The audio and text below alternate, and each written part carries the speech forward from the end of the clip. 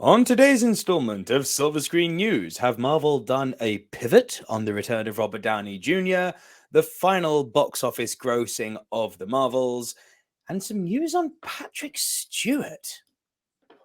And of course, we go back in the decades to celebrate Throwback Thursday, all on Silver Screen News.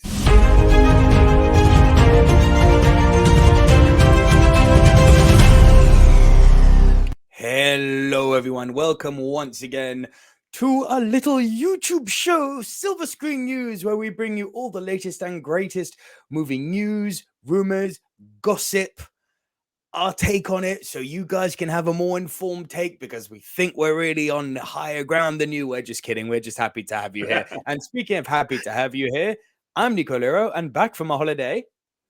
Yes, it's the one AJ Anthony Jordan. My God, you know what? I actually forgot that it's been.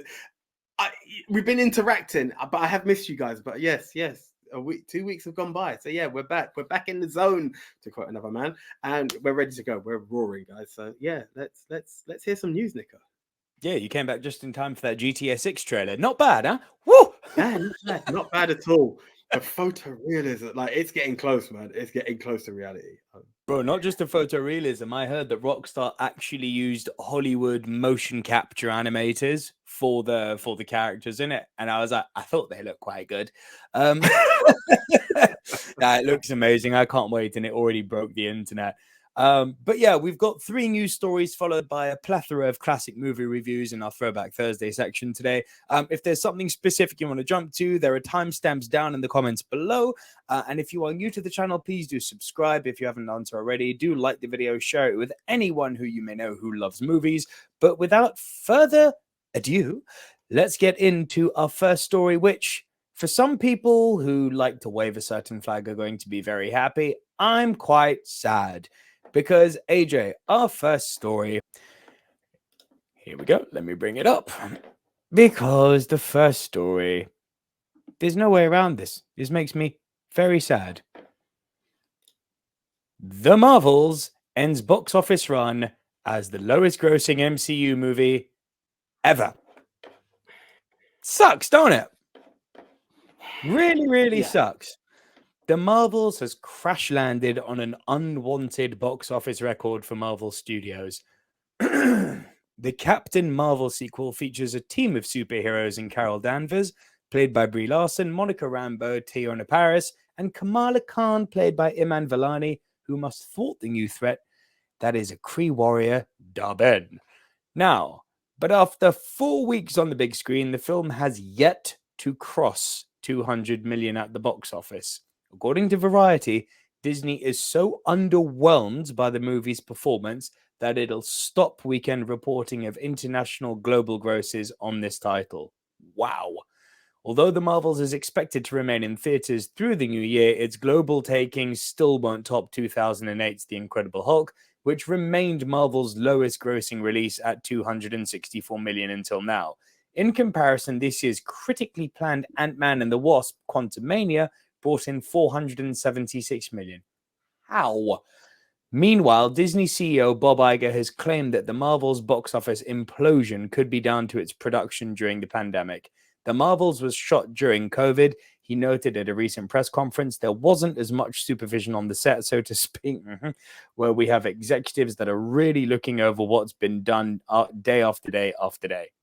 I'm not sure another studio will ever achieve some of the numbers that we have achieved, Iger continued. I mean, we got the point where if a film didn't do $1 billion in global box office, we were disappointed. That's an unbelievably high standard, and I think we have to get more realistic. Tell it how it is, Papa Iger.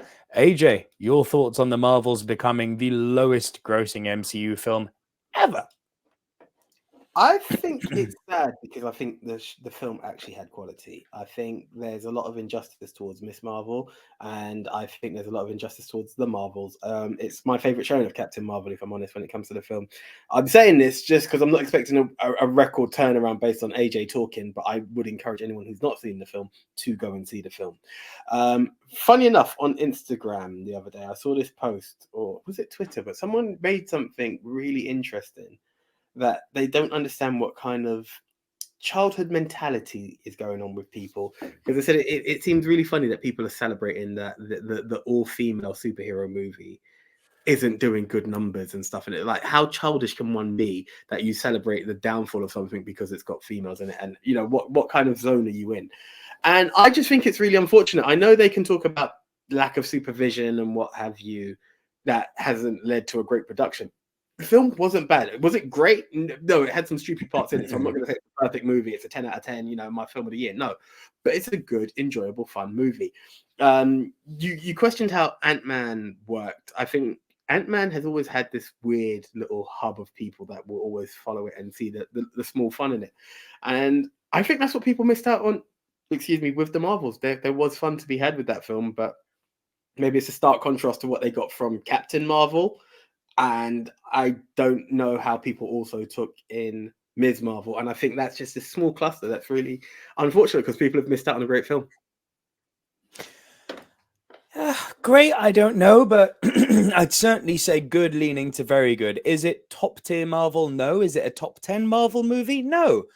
But it's certainly not lower tier Marvel. It's considerably better than movies like Thor: The Dark World, Thor: Love and Thunder, Ant-Man and the Wasp: Quantumania, pretty much nearly anything in Phase 4, really, with the exception of things like Guardians of the Galaxy Volume 3. Hell, I'd even go so far as to say I probably got more of a kick out of it than Guardians of the Galaxy Volume 2, which I really didn't enjoy very much. But the fact of the matter is, we can list off. This is the thing, but we can list off and rank movies to our heart's content. The universal truth is that we have all got different tastes and we're all going to have different rankings. So there is no right and wrong answer here. I'm very, very bored of the militancy and crazy coming from me, but the absolutism of this movie failed, good. It's like, why would you want a movie to fail? That's such an agenda-fueled point of view. Like, I'm not even going to get into all of that. Do you know what I thought was really quite brilliant with this? Was what Bob Iger said about the pandemic era. That was the best case of studio politics I've ever seen. Who was in charge of Disney during the pandemic era? Chapek. Yep, that was Bob Chapek. That was Bob Iger having a sneaky little dig at Bob Chapek, going, yeah, it happened during the pandemic era. In other words, Papa wasn't about. And I listen, there's a lot to be said about the fact that the way we view Marvel is very much through a skewered lens. You know, it's as he said, we all think if it doesn't make $1 billion, it's a failure. I mean, people still don't consider Guardians of the Galaxy, other than critically, a triumphant victory because it, quote unquote, only made 800 million. Most movies would give their left testicle to make 800 million, sometimes both. But in the scope of what we're working with, which is the MCU, yes, this is a failure. There's no way to dress it up. I don't think it deserves to be a failure, but it is a failure. There's no two ways about it. I'm very sad about it. I actually, like AJ, had a lot of fun with this movie. And I don't think it's down to the fact that the people on screen didn't have a penis. And I think it's down to very much like what happened at DC.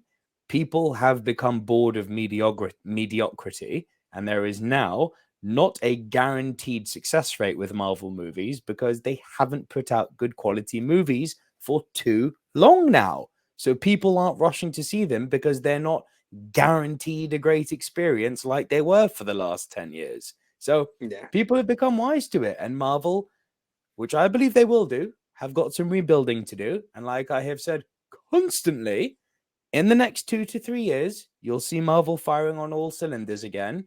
As long as Bob Chapek is still in charge, Bob Iger, Jesus, is still in charge. and as long as Kevin Feige continues to have the power that was returned to him by Bob Iger.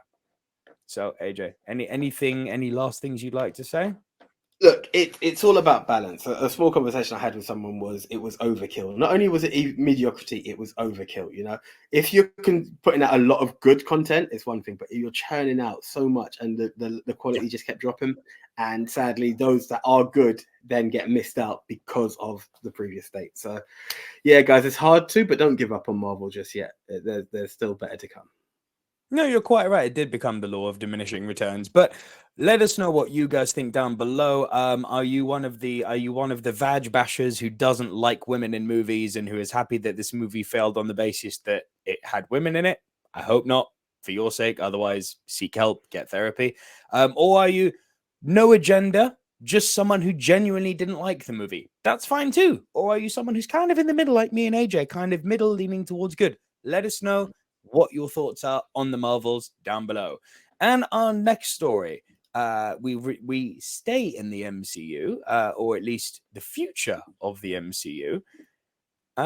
Something I've got mixed feelings about because AJ, Patrick Stewart, Patrick Stewart might be back again as Professor Charles Xavier. Patrick Stewart teases Charles Xavier return in Avengers Secret Wars, if you can believe it. Now,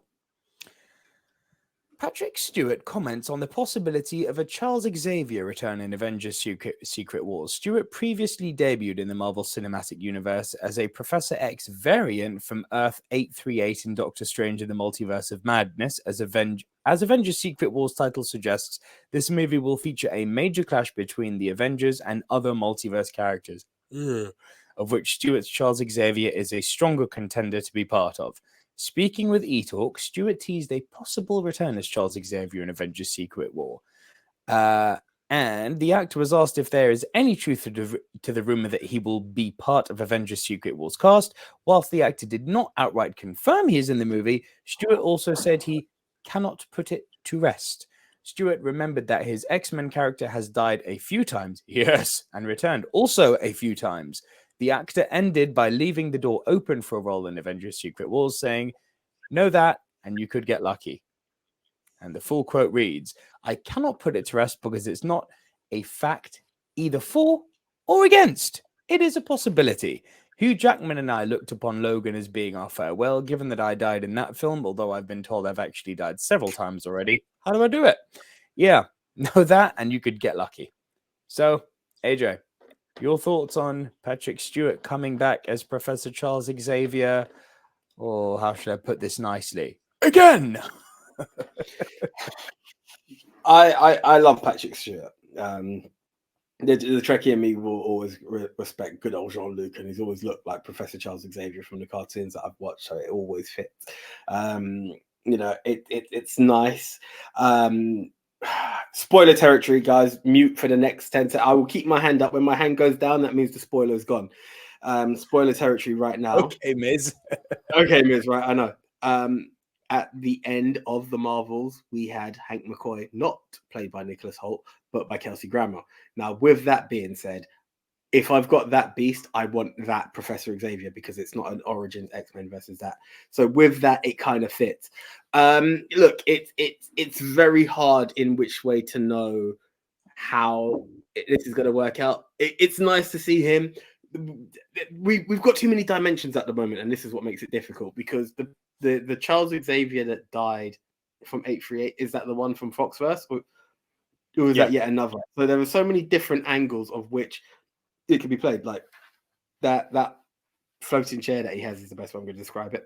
Was not seen in the Foxverse, so it could be a variant of Professor Xavier that. Yeah, we get where we're going. The Multiverse of Madness being exactly that name. It's too hard to tell. It's nice to see him. It would be the perfect intro to the X-Men. But there is also the age gap of this because he's soon going to want to play retirement. Well, not play retirement, but go into retirement. And then what do we do then? Are we going to once again bring back the origins of the X-Men and be like another variant and another? It gets very confusing. And that's the sad bit. But hey, bring it on. If we're going to have Professor X, I'm not going to ever argue at the fact that he played a role. Yeah, see, I'm on a very different boat to you on this one, which I don't like being on. It's kind of what you're insinuating in our at the end of our Marvels discussion. If you're on the news video, you've just seen it, and if not, check out our news video or the separate Marvels video. This is now law of diminishing returns territory for me. It's too much. He's died in X-Men 3. He's died in Logan. He's died in Doctor Strange in the Multiverse of Madness, which means he's come back 2 times, and he's probably going to come back now a 3rd time. Do I think he's coming back in Avengers Secret Wars? Abso-bloody-lutely I do. If you've read the comic, you know it is the biggest spot fest ever. It's not a good story. It's literally just how many characters can we have in a single frame at a given time smacking each other. It's I know Big Tone loves it. It's like it's like if you did a TLC match with every single tag team in history. It's just like too much. It's too much. Like I like the concept. I like the concept, but it's too much. It's and equally too much is having Patrick Stewart return as Charles Xavier again. Did I like the ending of again? Spoiler: when my hand goes up, your mouth goes shut. Did I see the? Did I like Beast at the ending of the Marvels? Sure, because it means we've now got a visual confirmation that the X-Men are coming. Do I want it to be that X-Men? No, I'd like a new cast. I'd like new X-Men, but it is what it is. I believe he's coming back, absolutely certified, 100%. You can, I mean, don't take it to the bank. I wouldn't go put a bet on this, but I'm just telling you what my certified reaction to this is. He's back. He's back. It could even be before Secret Wars, but he's back 100% for Secret Wars. Any final thoughts on this? No, look, if there's one thing I'm going to agree with you on is if we're going to start afresh, let's start afresh. Let's lose Patrick. Let's lose Nicholas Hoult. Let's just move on. It's legacy characters, so let's give someone a chance to be part of that legacy. So you're not wrong. You're not entirely wrong.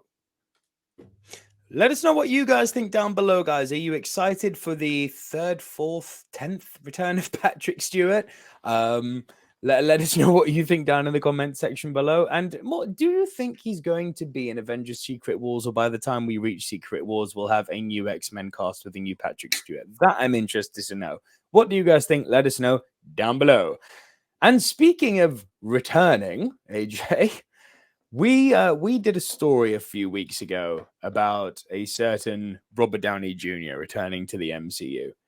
And, you know, I think we both agreed that this kind of smacks of desperation at this point. It's like, uh-oh, nothing's working, bring back the big guns. And we said it just ruins the moment.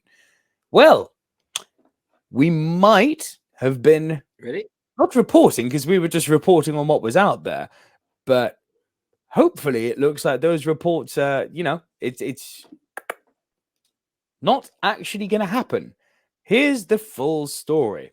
Because it seems Iron Man will, in fact, not return to the MCU, because Kevin Feige says Robert Downey Jr.'s Iron Man will not return to the MCU. As for the other Avengers, the president of Marvel Studios did not address the rumors of their return. Robert Downey Jr.'s Iron Man will not be returning to the Marvel Cinematic Universe, at least according to Kevin Feige. In an interview with Vanity Fair about the 3rd act of Downey's decade-long career, the president of Marvel Studios addressed the rumors that all the original Avengers would be returning in one form or another in a future MCU phase. Yes, it's called Secret Wars. We're going to keep that moment and not touch that moment again, Feige told the publication. Now listen to this about Tony Stark's emotional final moments in Avengers Endgame. We all worked very hard for years to get to that, and we would never want to magically undo it in any way. It seems difficult to imagine a Marvel universe that does not include Downey, but before he was cast in the crucial role of Iron Man, the studio was hesitant about casting him, despite Feige and director Jon Favreau vying for him. It purely came down to the Marvel board being nervous at putting all of their chips in their future films on somebody who famously had those legal troubles in the past. And alcohol and drug and many other problems. But yeah. Well, that's what I say legal. He passed the legal limit on all of those stuff. So yeah. Like, and he was arrested, Feige said, of Downey's arrest. I wasn't very good, and I'm still not great at taking no for an answer, but I also don't pound my chest to try to get my way. I try to figure out ways to make it clear to other people why we should head in a direction. And that's when the idea of a screen test came up. At that point, Downey had already been nominated for an Oscar for Chaplin and should have been able to get the role without auditioning. But Marvel execs needed to see for themselves that he was the right person for the part, and they did. Now, The part I think is really interesting here, AJ. Let's just go back to this part. Where's the actual quote? Here. We're going to keep that moment. This is his death, yeah? And not touch. And he says moment again. We're going to keep that moment and not touch that moment again. That's the quote. So he's being very clear about that moment, yeah? Yeah. So my question to you is Kevin Feige doing a bit of verbal gymnastics here by specifically talking about that moment, which could imply they're bringing Robert Downey Jr. back in another, still as Iron Man, but in a different capacity? Could be a variant, could be from any other universe. Don't know. Or do you believe the title of this article and he's not coming back and they've seen the light? To not affect that moment, the only way you could affect that moment is by working on Infinity Stones, by which case Black Widow and Gamora could come back. The bringing a variant of Tony Stark would affect that moment because he's now alive again.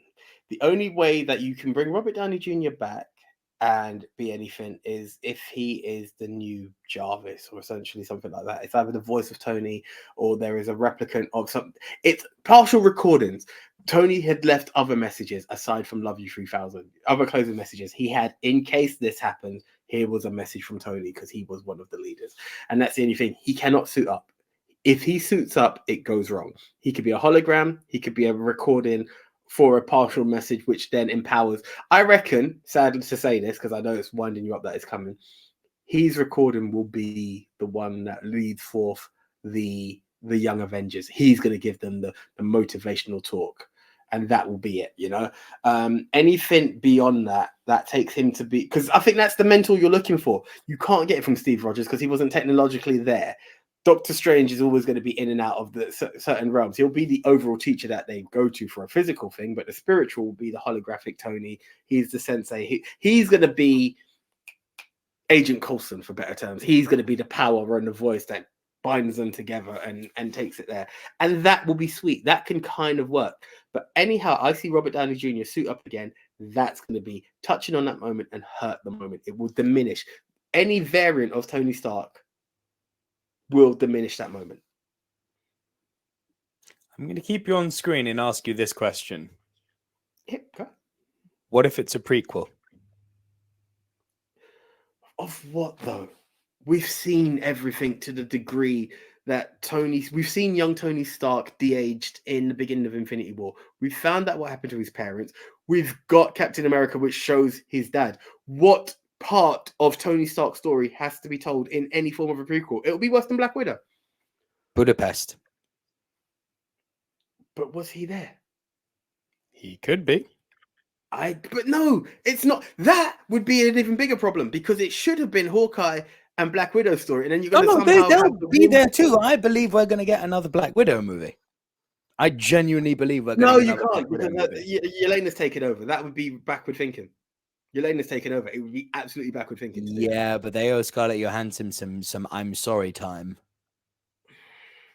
I would sooner you can, because you could always, the door is always open for a Ronin backstory because Kate Bishop can be her thing, Ronin can be another complete different story or series. However, so do you believe the full story of Iron Man in this universe has been told and there's no prequel, sidequel, or anything that needs to be nothing needs he will be a 10-minute character. He will be a 10-minute character in it because he's just a warmonger who was sending the weapons over. He'll be so minuscule it wouldn't be worth it. Well, I mean, you can say he's back, yeah. But if you want Robert Downey Jr. Tony Stark to have any weight, I would do it in Young Avengers in the way I described it. Him, because he was an immature warmonger at the time that Budapest took place, I wouldn't want to see it. It's interesting. So I'll say this. I actually, considering how much disdain I have for Young Avengers and how much I think that movie is going to suck, I actually really like your pitch for Downey Jr. being the Sifu of the Young Avengers, the sensei, the leader. Yeah, I like that. It resonated with me. It made me go, you know what? If you told me I was getting a holographic Iron Man in there for a few minutes to rally the Young Avengers, I might go and see it. But Jesus, I'm not going to be rushing to see that movie. That said, I don't believe Kevin Feige. I think we're being subjected to a bit of verbal gymnastics here. I don't like it, and I don't know in what capacity it's going to be, but I unfortunately think you are going to see Iron Man back because he has to be in Secret Wars. This is the problem they've gone down with this multiverse route and culminating in Secret Wars. I think, and I know I've been in a minority, but the same way that I was the guy saying, kill the Hulk if you want to make Thanos feel special, and then they did that, and people are like, oh, that was a good idea. I'm also the guy that says Secret Wars is not going to be the spot fest of joy that people think it's going to be. It's going to bring a lot of negativity to it. And I think ultimately we need to get past this multiverse saga quickly, really quickly. Or an even alternative thought, given what's going on with Jonathan Majors, how's this for one? To quote your favorite friends, pivot. Pivot from doing Kang, pivot away from Secret Wars. You can't pivot away from. It's too big a moment in comics that they're gonna do. But you could pivot away from Kang and focus on Doctor Doom for the next few years. That would be cool. But this is all fan booking at this point. Anyway, we've dawdled on long enough on this. My question, going on to Secret Wars, just because you had one while you're on screen, could Secret Wars be the time to give Black Widow her apology? Yes, for sure. Okay. For sure. That's a really good shout, actually. Let me know what you guys think. Let us know, rather, what you guys think down below. Are you excited for Avengers Secret Wars? Are you excited for the end of the multiverse saga? Do you think Robert Downey Jr. is coming back? And do you think he's going to suit up or not? Comment down below. Let us know your thoughts. And with that, AJ, I know it's early in the show, but we've got a lot of dust to blow away this week. Some classic stuff. So much dust in here. We've got to take a lonesome road down TBT Boulevard in a section that we simply call Throwback Thursday Movies.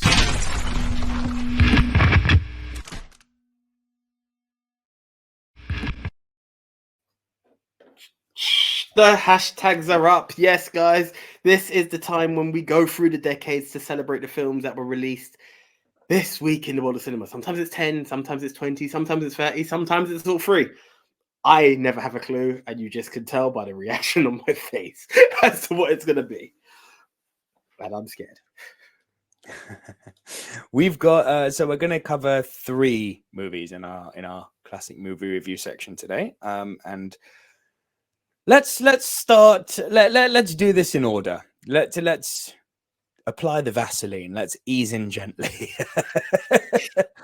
And it's funny because the movies that are 10 years old and 20 years old are weirdly linked. Yeah, you'll see more when I make sense. But AJ, from my favorite realm of fantasy, from Middle-earth, it's part 2, if you can believe it. I was actually going to say, I reckon it's part 2. I don't know. Oh, wow. It is part 2. The Hobbit, The Desolation of Smaug, is 10 years old. Jesus Christ, hold the phone. I nearly said something else. Because... What did you think? It's so ridiculous, it's not even worth saying. When we said part 2, and this is to show how one's brain can make yourself feel young, I thought we were talking the Two Towers. And when I saw the dragon, I was like, you what? No. Those stuff are way gone. They're way gone. We're in Hobbit sequel territory now. Yeah, man. Oh, Lordy. I would love to... The funny thing about The Hobbit, and I need to do the Lord of the Rings trilogy properly, but I have given The Hobbit a try when sometimes I decide I want to try and watch the whole Middle-earth in the wrong order. I've actually enjoyed The Hobbit, but I've not gone around to number 2 as yet. So I can't say I would love to comment on this, but I can't, sadly. But there is fun in The Hobbit. I did actually enjoy The Hobbit, where I know a lot of people don't appreciate it because it's not the Lord of the Rings trilogy. I found something quite redeeming in it. I enjoyed it. The Hobbit is a movie that I think is deserving of some of the criticism it gets, but I don't think it gets enough praise for the parts which is, I think, fundamentally quite brilliant. Let's get the dirty stuff out the way. Should this book that was, I mean, they say this book was written for children. I'm sorry. It's not as description and lore heavy as the Lord of the Rings books, no doubt. It doesn't have the mass that the Lord of the Rings does, no doubt. I wouldn't put this in front of a 6-year-old. I mean, maybe a modern 6-year-old because they're all smarty asses now, right? But like, yes, it's more kiddie, and that's very visible in the movie's tone. And there's arguably not enough of the book, and there's not enough scope of the story, which is far, far, far simpler in its ideation. You know, the idea of Lord of the Rings is this big branching epic that covers all cultures and covers the entire world of Middle Earth. Whereas, you know, The Hobbit it's far more contained. It's a very simple story about people effectively going home. It's there and back again, as they call it, you know, within the book. Should it have been 3 movies? Nah, absolutely not. That's the universal criticism it gets. Definitely. Did they need to add all of the things that they unnecessarily added in? No. However, are there some things they added in which made the world of sense? Absolutely. I'm going to get a bit geeky here, AJ, so permit me. Case in point, in the Hobbit book, Gandalf drops the dwarves and Bilbo on the edge of Mirkwood. They go through it and things happen to them, right? Gandalf then just goes off. And in the book, there's no mention of what happens to Gandalf. We know that there is this tower at the south end of Mirkwood called Dol Guldur. But that he just says, I'm heading in that general direction. We don't know what's going down there. And at the end of The Hobbit, he's just like, I'm back, eagles, yay. And it's like, oh, okay, where you been, man? But what they do in The Hobbit, which I thought was a stroke of genius, because when you read the appendices and the Silmarillion and things like that, you actually learn that Gandalf did go and do some stuff, and they decide to show that stuff in The Hobbit. Some people will say that's a cheap way of, you know, adding material that doesn't need to be there. But if they hadn't, the ultimate question for people who haven't read The Hobbit, of which, don't get it twisted, there are many, people would have been like, well, why is Gandalf going? Why has he just left them for no apparent reason? Which is what happened in the books. I mean, I enjoyed the journey I went on, but there was always this wanting of, well, where's Gandalf? Like, they had a badass wizard with them. Where's he gone? They went too heavy on some of the things. Peter Jackson did get lazy. What was so brilliant about Lord of the Rings was all of the practicals and the miniatures and the fact that where possible, they refrained from using CGI. There was a lot of CGI in Lord of the Rings, don't get it twisted. But where possible, you know, they built the armor. They used as many extras and props as possible before reverting to CGI, which they needed to create the scale. Here, they just went full CGI. And you could tell it felt lesser in quality. But of the 3 movies, which I agree should not have been 3, I really enjoyed this one. It's arguably of the 3 Hobbit movies, and I'm with you. I like the first Hobbit movie a lot. This is my favorite of the 3 Hobbit movies. I thought when they finally get to the Misty Mountain, that exchange of ideas that Bilbo and Smaug have with each other, like this tiny little hobbit and this larger than life narcissistic sociopath dragon, I was like, this is brilliant. I love everything about this. I love the performance that Benedict Cumberbatch is doing as Smaug.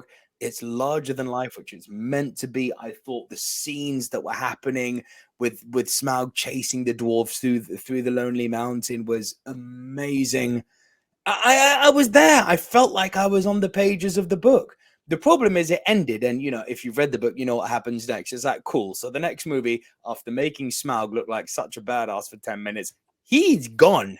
Like, he's gonna last 10 minutes in the next movie. And surely enough, that's what happens, because that's the book, right? But is it deserving of some of the criticism it gets? Yes.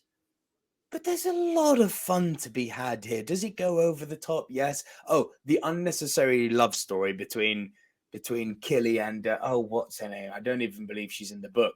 And people complain that they added Legolas in. It's like, why? That, like the Gandalf thing, is one of the things that made sense. He's literally called Legolas, son of Thranduil, who captures the dwarves in Mirkwood. In King Thranduil, it would make sense that Legolas is there. It's literally his home. Like, I didn't see why that was a big deal. Did they make him too much of a character? Yes. But did it make sense him being there? Yes. It's literally his home. It would have not made sense. It would not been there. That was, again, an oversight in the book, in my opinion. But as has become kind of the new tradition here, let's actually have a look at this trailer, shall we? If I can just load it up here. Here we go. Let's get this one up. Hopefully there's no trailers. And let's go. Should we go with this window? Yes, that's a good window. Where have you gone? Can you see this? It's loading. Yeah, we're good. We're good. Truly, the tales and songs fall utterly short of your enormity. O Smaug, the stupendous. Oh, Smaug, the stupendous. We are the dwarves of Erebor. We have come to reclaim our homeland. It looks cool. Offer you my help. There's King Thranduil. We will betray us. We don't. I have no beef with this. It's not what it ever be. And there's the Lonely Mountain. Like, this all looks great. With every victory, this evil will grow.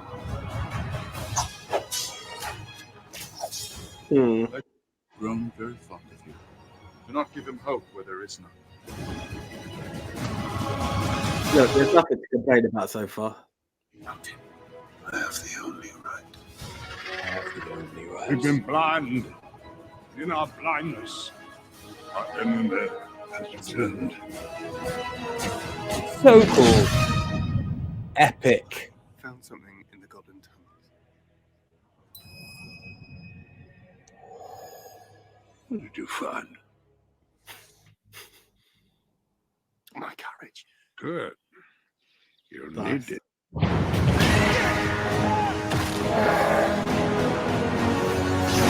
The barrel theme was a bit over the top. Yes, I hear you. And ruined. That is what you will bring upon us. He cannot see beyond his own desire. Look at the quality of it. Here we go. I will not risk this quest for the life of one burglar. His name is Bilbo. Wow. Thief. Where are you? Come now. Don't be shy. Step into the light. I'm sorry. It's so cool. Is it Lord of the Rings? No, but it just works for me. It looked like fun. It looked like a decent adventure. Like, I don't have any beef. I just look, as I said, it was all to do with which order I know to be best. And I keep going, no, do it in the order it was released in XYZ. The only thing that I was a bit thrown at, I'm just not familiar with the ages of the characters and whatnot. I was expecting a younger Legolas. I didn't expect to see Orlando Bloom in there because of the aging that's taking place within the Hobbits of what have you. But yeah, apart from that, like, nothing threw me off. It still looks like a great film. And you can see the quality of it. Like, just because it's not Lord of the Rings, which is the most critically acclaimed and praised movie of all time, fact, 12 Oscars, just saying. Look, it oozes quality.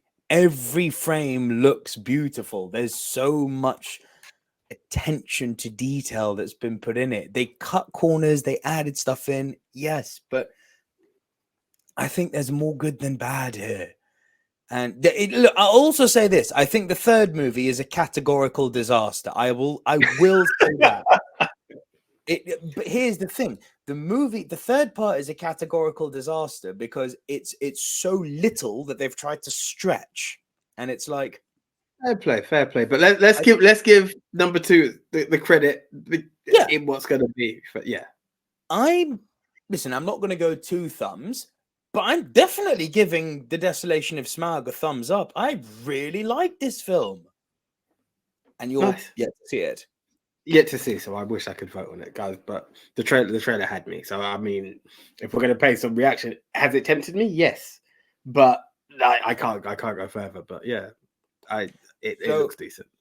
And the question being, I guess, as the video suggests, just how bad was The Hobbit: The Desolation of Smaug? Not bad. And I want to know what you guys think. Was The Desolation of Hobbit as bad as everyone makes out, or do you think it's being treated unfairly? And now some more classic movie review time, AJ, because do you know where we're going? How old? You said you're going soft, so I'm going to go 20 because there's no way you're going to go right in after that. We're going 20, yes. I'm now easing it in. The Vaseline's been applied. Let's go in for 20, right? And it's so funny that you made that faux pas during The Hobbit because 20 years old, AJ, is not part 1, is not part 2, is part 3.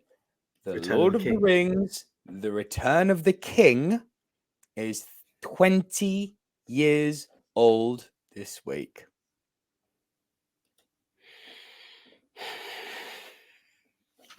Do you know my biggest sin? I've seen number 1, and I've actually seen Two Towers in the cinema. I've not seen Return of the King because I was like, I need to watch it all properly because I did see number 2 before I'd seen Fellowship of the Rings, and it just got a bit messy. Extended versions are the only real versions of these movies.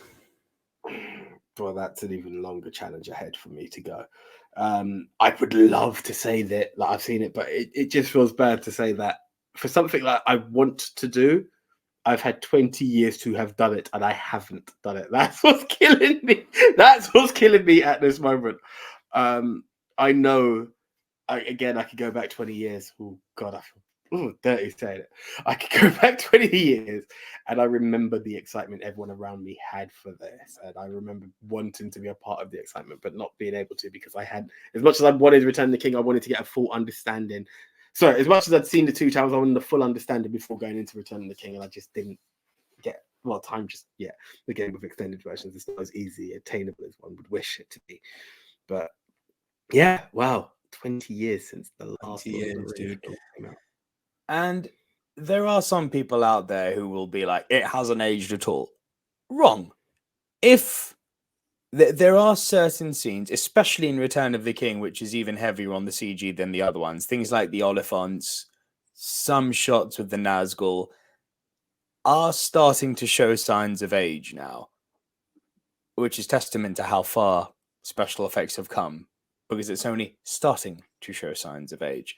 For most part, this movie is still visually a freaking masterpiece. It is not an entry point into the series at all. This is very much a trilogy which demands that you see them. It's not like you can Star Wars this.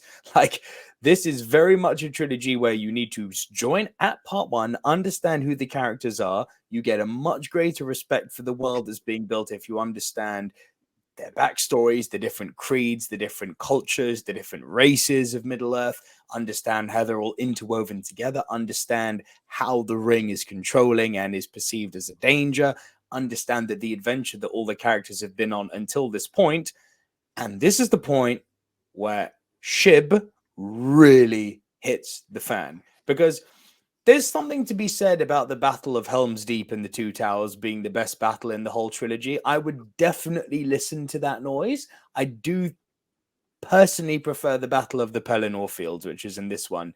I thought there was the mise en scène of Helm's Deep, you know, with the rainfall at night and the swathes of Uruk-hai marching on a great wall that gets blown up. and then it's effectively being saved by the rays of light following Gandalf the White. Poetically beautiful. But the Pelennor Fields just took, let's take good versus evil and inject it with steroids. So many steroids. This is a battle on such a grand scale. There are people who I go to the movies with often, you know, it's much like when I grabbed your arm and gave you a bruise when we heard ravage, eject. Right? You'll remember that forever, I hope, right?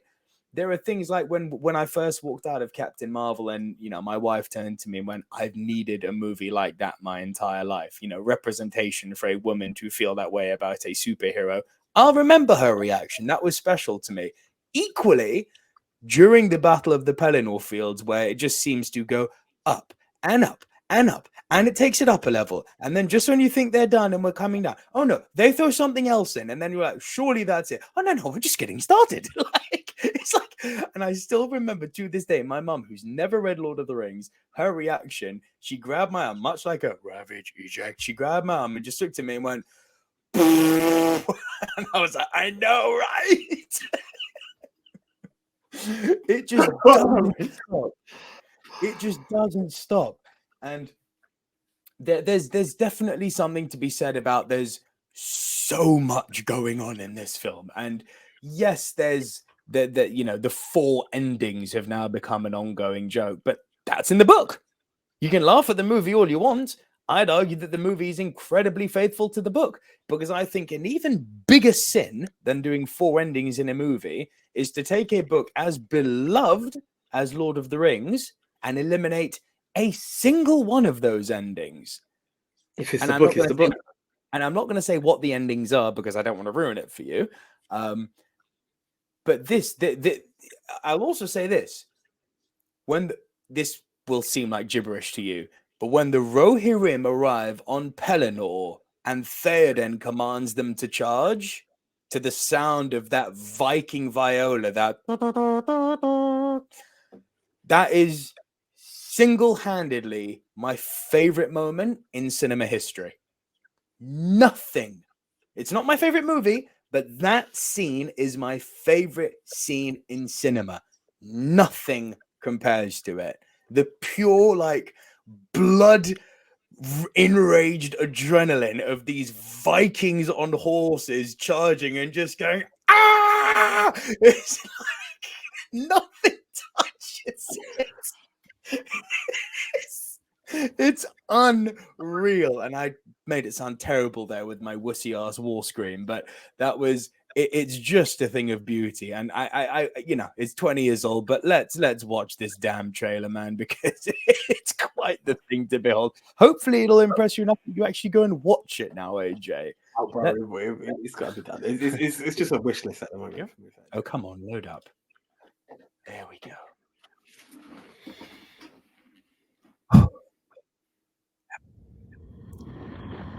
The eye of the enemy is moving. Nazgul has come.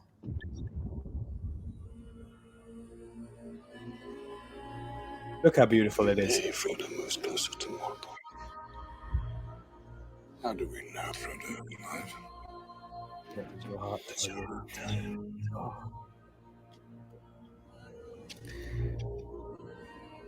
Look at this. Come, Master. Come, Master. Our friend. This is your test. Look at this. Every path you have trod through wilderness, through war, And this is practical. has led to this road. The enemy will never let Aragorn come to the throne of Gondor. It is time. Give him the sword of the king. Become who you were born to be.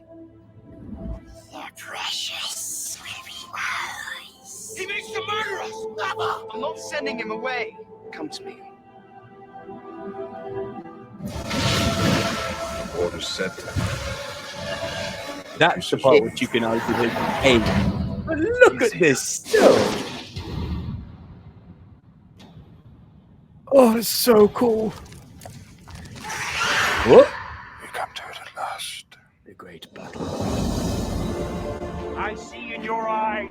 This pain this and scene, fear that will AJ. take the That heart was of the me. Viking, the Rohirrim about to charge. A day may come when the courage of man fails, when we forsake our friends and break all bonds of fellowship.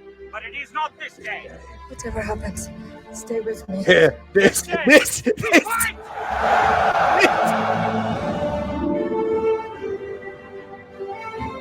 All you Oh have my to word. decide is what to do with the time that is given to you. We shall see the Shire again. You gave away your life's grace. I cannot protect you anymore. Well, watch this again, you know. You cannot achieve victory through strength of arms. Oh my the word. tension. Oh my Not for word. ourselves. But we can give Frodo a chance.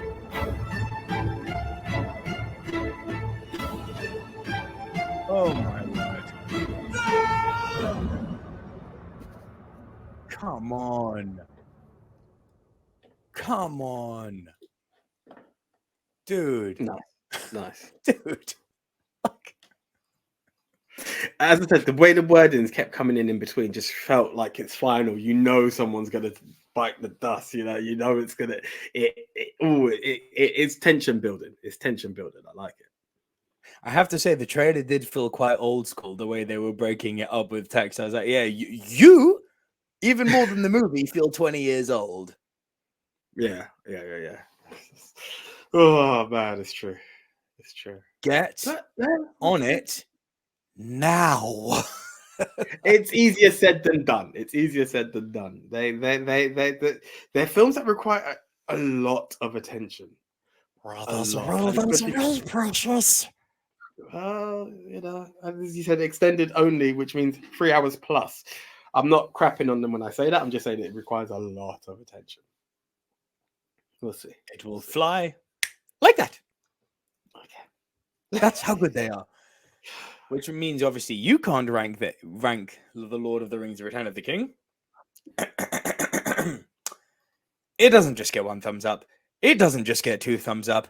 This is one of the greatest films of all time. AJ, it's a goat. This movie Nice. is categorical GOAT status. Absolutely.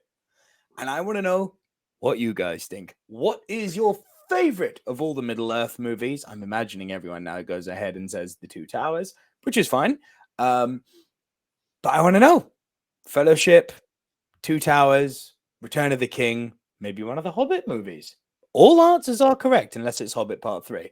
But let me know, let us know, let AJ know, let the Silver Screen dudes know down in the comments below as we ask you, just how good was The Return of the King? Let us know. Let us know. Convince me. And AJ. Oh. You're going right in now, aren't you? There's no 2 Yes. Definitely a 30. Yes. It's time to get really old now because we are going back 30 years, AJ. We are going back 30 years. If this is an individual video you're watching and you've clicked on the thumbnail, you know where we're going. AJ, just to be clear, doesn't know what movie I'm about to bring up. 30 years old, AJ. A true story from Steven Spielberg. Arguably, some would say his magnum opus. Not my favorite of his movies, but some argue his magnum opus. I know where we're going with this. Yeah. Schindler's List. Schindler's List is 30 years old. It's really funny how the world works out because just 2 days ago, I was with my mate James and his partner Fran and a friend of ours, Bernardo, and we were playing a game of Put Your Hands Up, and we talked about classics that has to be seen. And Schindler's List was one of the films that James pulled up. So I was actually able to keep my finger up. Each film he hadn't seen, and the first to get 0 was there. And Schindler's List, I was actually able to keep all fingers. I was shocked at. And I was saying how late I was to the party, but I remember it's weird saying this because to go back 30 years, we're talking at 8-year-old AJ. Wow. There's all the shivers again. I just remember how big an impact this was. How much this was our Oppenheimer. Everyone stopped to pay attention to what was going on here, and the film doesn't shy away from giving you the chills and the feels. It was a representation of what was going on in our history, and it's very sad to say it actually did occur. But in the same breath, while sad though it was, it's very interesting to see what one man's courage and risk was in this time. So it's a story that needs to be told. It's a story that needs to be told, and it's a man who needs to be respected and saluted, as far as I'm concerned, because he put his life on the line many a time to help many a person. And it's something that has, to this day, is the people of that community respect him for it and will honor him. And during atrocious times, there are heroes on both sides, and that's what this film shows. That's what this film shows. And yeah, I was very much touched by this film. Like yourself, I can't say it's my favorite Spielberg. It's not one that I would rush back to time and time again. But do you know, it's quite interesting, because of the subject matter. Yeah, but I mean, yeah. But I think with a new appreciation of biopics, I think Schindler's List is one I do need to see again. Obviously, it's not it's not one of these films that we're going to go back and glorify, but yeah, I do think it's one. It's a film to be seen for our education purposes, I believe, and furthermore, it's just one to see for classic cinema, for art. It needs to be seen. For classic cinema, for art, I think it's definitely got its place as one of cinema history's masterpieces. This one, this might be one of those occasions. Is it overrated? I don't know. No. And remember, I'm someone who thinks that something can be amazing and still be overrated. Like, I can adore something; it can be a 10 out of 10 for me. And I can still be like, but is it overrated? Because sometimes, like Shawshank Redemption, that film is overrated completely, and it's a freaking godsend masterpiece. I adore that film, but it's overrated. Be like, greatest movie ever. Behave. Godfather, that film is overrated. Amazing movie, completely overrated. I don't know if Schindler's List falls into that category or not. I don't think it does, actually, come to think of it. But it really is quite the spectacle. I think it was a brave choice. It sounds weird, but I think it was a brave choice deciding to make the movie black and white, because that can instantly turn a lot of people off. But he was definitely going for something gritty and grainy, which obviously fits with what he's doing. And he really, really did put to screen one of the all-time most vile cinema villains in in Ralph Fiennes. Yeah, horrible character. What's interesting is Oskar Schindler does go through a really interesting arc in this movie, because he starts the movie as someone who's profiteering off the war. It's kind of only at the end of the first, beginning of the second act that he starts to gain a conscience, and he regrets the fact that he was a profiteer at the end of the movie. He breaks down, and it's Isaac who has to say to him that, hey, you saved more of us than you could ever imagine. It's really touching, and it is tragic. I mean, it goes hand in hand with the territory of what we're talking about here. It still shocks me that this happened. What shocks me even more is that there are people who deny it. It's like, what is wrong with you? Like, seriously, what is wrong with you? Yeah. But yeah, I think as hard as it is, it's we are going to need to watch the trailer for this. So let me just bring that up here. Anything else you wanted to add on Schindler? No. I'm just waiting for the trailer, to be honest. Schindler's List, 1993. Jeez, if you can believe that. Wowzer. Just got a trailer here before the trailer, like the ad, so bear with, and then we will load it right up. Should be there. All right, let me share the screen, and let's watch the classic trailer that is Schindler's List.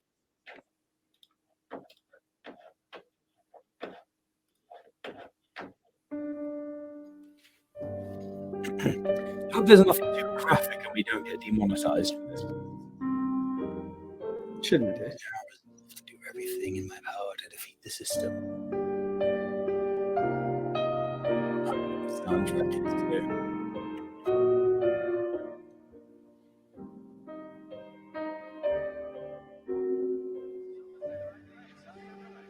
You notice how you and me have both gone very silent already. Fucking thing.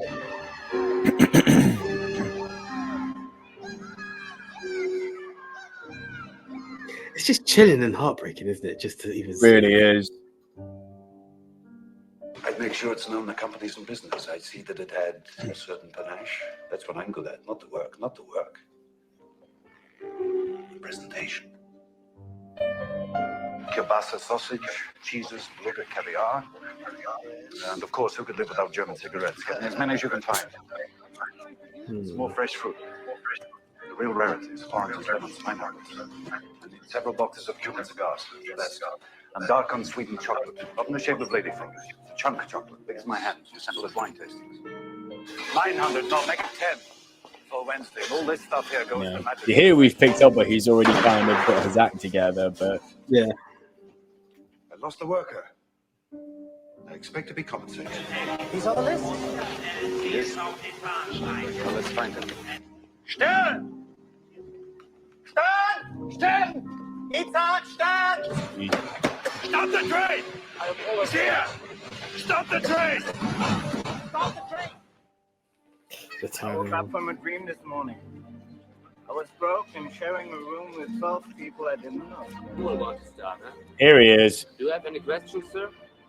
Yeah, I was top down. Freezing. Whoops. We're going to get in trouble for that.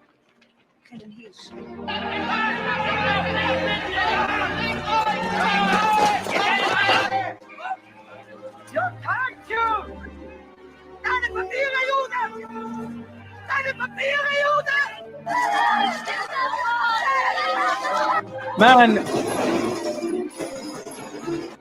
We're so getting demonetized for this trailer, but it's still worth the watch. I have to find every rag, bury it up here, and burn it. Notice there's a knife all around. Its margins lies the cup. Yeah, there's the breakdown. Yeah, I mean, it doesn't even begin to touch on the power of the movie, but like it's quite amazing, isn't it? So I guess here's one, AJ. This week, rank it for me, brother. Final thoughts and a ranking, please. Look, I know it's going to be a disservice by a lot of people with what I say. I am a 2 thumbs up. I know some would say it's a GOAT territory. For me, it's not. It's hard to say. It's a well presented movie. It's a touching movie. At parts, I thought it was a bit too long. I had certain challenges with it, which just removed it from GOAT status. The story itself is one to be told, and that is a GOAT status. But the overall film is a different situation to the story and the acts of Oscar Schindler. So with that, it is definitely a 2 thumbs up. I would love to give it more, but it wasn't the perfect movie. As we both said, it's not either of our favorite Spielberg either. So with that, it's not even my second favorite Spielberg while I'm at it. So with that in place, it's a definite 2 thumbs up from me and a must watch, highly recommended to watch film. I think you've hit the nail on the head there. That's exactly what it is. It's absolute must watch. This should be for any aspiring cinephile. Absolute mandatory viewing. This should be in every single person's digital library, DVD bookshelf. Yes, I still like those. Everyone needs to have seen this film at least once. I think because of the heavy subject matter, it does have a certain lack of rewatchability value because, frankly, who wants to put oneself through watching this movie regularly? It's like watching Grave of the Fireflies or the Green Mile. They're great. You just don't want to watch them every month. You know what I mean? They're quite heavy.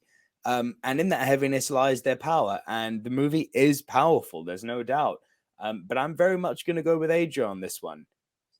It's not 1 thumbs up, but it is 2 thumbs up from me. And that's our opinion on just how good was Schindler's List. But now I want to hear from you. What's your ranking for Schindler's List, guys? Do you think it's a GOAT movie? Do you think it's overrated? Do you think it's worthy of 2 or less? Let us know down in the comments below.